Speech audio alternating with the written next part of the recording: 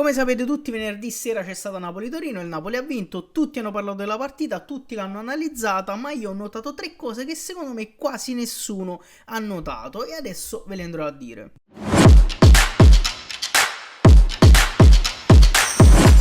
Ebbene sì ragazzi, invece di parlarvi della partita, dell'analisi, insomma di tutto il resto appresso, cosa che praticamente fanno tutti, io vi voglio andare a dire tre cose che ho notato di Napoli-Torino. La terza soprattutto ragazzi in qualche modo mi ha veramente stupito in maniera allucinante, ma partiamo naturalmente dalla prima cosa che ho notato, che il Napoli ormai praticamente non sa chiudere le partite, e questa è la prima cosa che ho notato sostanzialmente. Sicuramente magari l'avrete notata tutti, ma è comunque un dato di fatto, perché il Napoli, nonostante abbia giocato una partita in maniera dominante tendenzialmente contro il Torino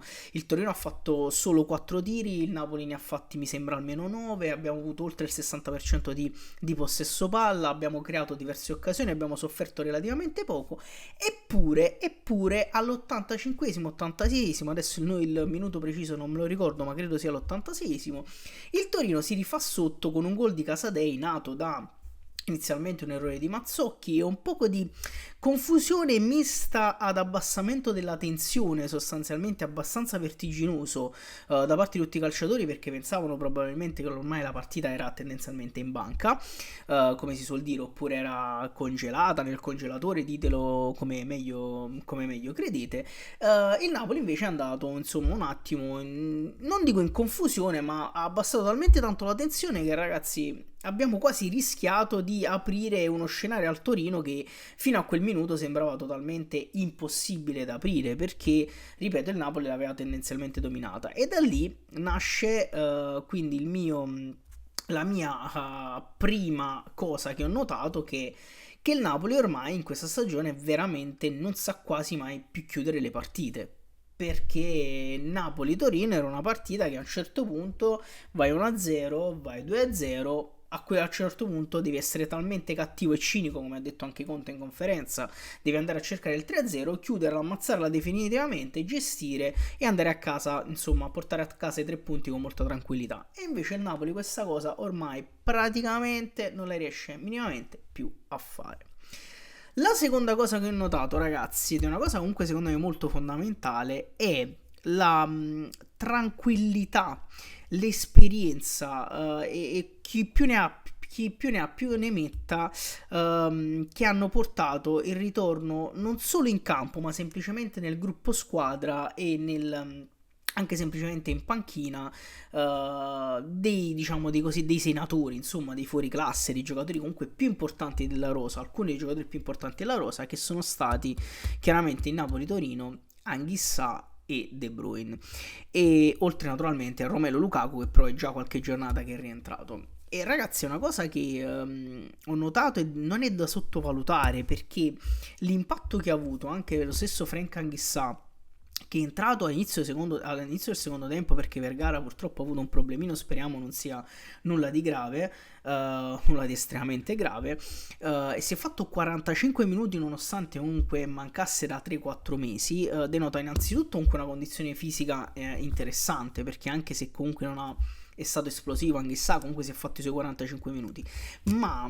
la sola presenza di Zambo al centro del campo ha veramente portato una tranquillità al resto della squadra che io non notavo da diverso tempo. Ha permesso ad Elmas chiaramente di giocare nelle posizioni a lui più congeniali, a posizioni che a lui piacciono di più. Tra l'altro è arrivato anche un gol finalmente per Elif Elmas, insomma,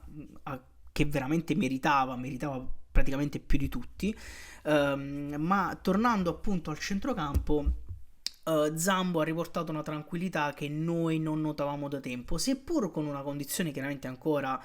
totalmente da ritrovare. Si vedeva che non era esplosivo, non era elastico, che non riusciva a correre in una certa maniera anche quando andava nei contrasti, anche quando palleggiava, quando stoppava, insomma quando faceva anche delle cose elementari. Si vede che deve ritrovare un po' di confidenza col campo e con la partita, però ripeto ragazzi, mi ha trasmesso una tranquillità incredibile, chiaramente a me a casa, ma soprattutto ai suoi compagni di squadra in mezzo al campo. E questa è una cosa da non sottovalutare, come anche l'ingresso di Kevin De Bruyne, che entra in realtà in un momento veramente complicato della partita, per assurdo, perché entra naturalmente prima che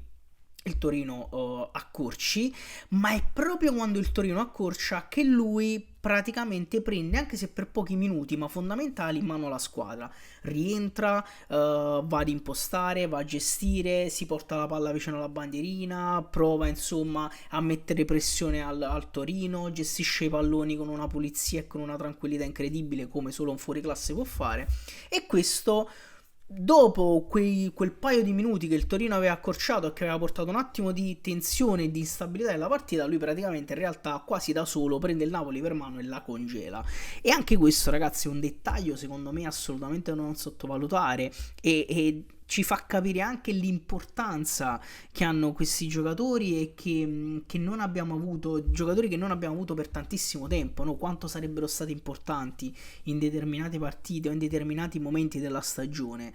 che ne dicano tanti, che dicevano addirittura che De Bruyne probabilmente non l'avremmo mai più rivisto perché sarebbe andato a fare il mondiale e poi se ne sarebbe andato da un'altra parte. Io non so cosa farà De Bruyne, spero che rimanga anche il prossimo anno, ma oltre ad essere un fuoriclasse mi ha dimostrato in tutto ciò di essere un professionista veramente esemplare, perché è vero che deve giocare nel mondiale, ragazzi, ma si è presentato insomma al rientro dall'infortunio con una condizione fisica veramente invidiabile, veramente assurda, veramente allucinante, perché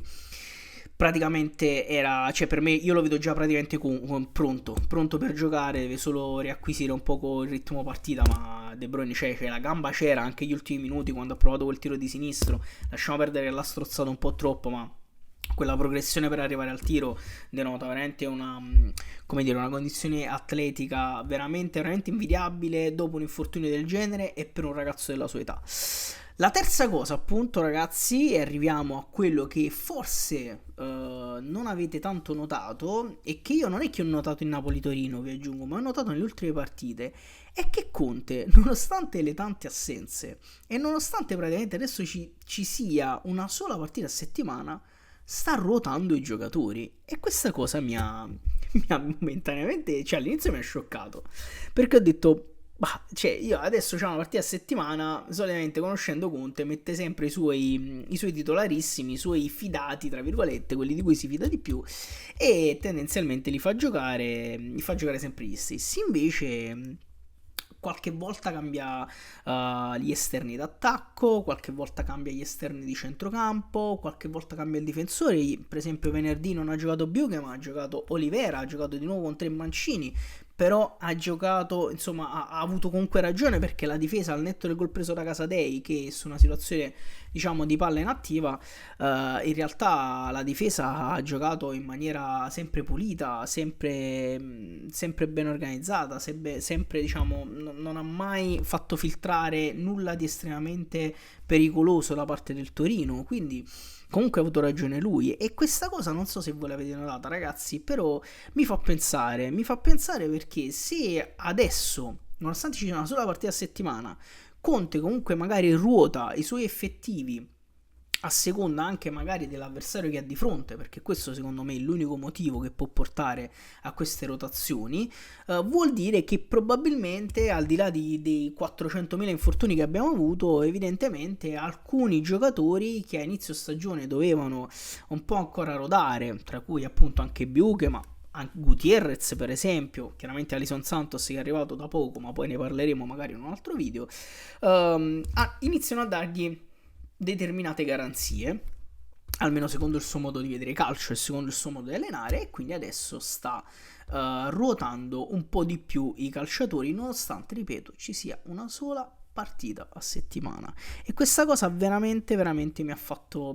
pensare, e mi fa ben sperare tendenzialmente per il futuro, soprattutto per l'anno prossimo, nel caso chiaramente Conte dovesse restare, cosa che io personalmente onestamente mi auguro,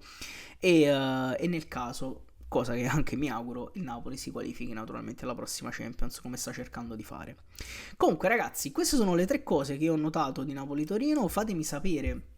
qual è la cosa più importante per voi che è successa in questa partita, magari me la scrivete nei commenti. Non vi dimenticate di seguirci su tutti i social e di unirvi al nostro gruppo Telegram, ragazzi, su cui vi diciamo quando andiamo in live e ogni volta che esce un nuovo video. Forza Napoli sempre, e noi ci vediamo alla prossima puntata.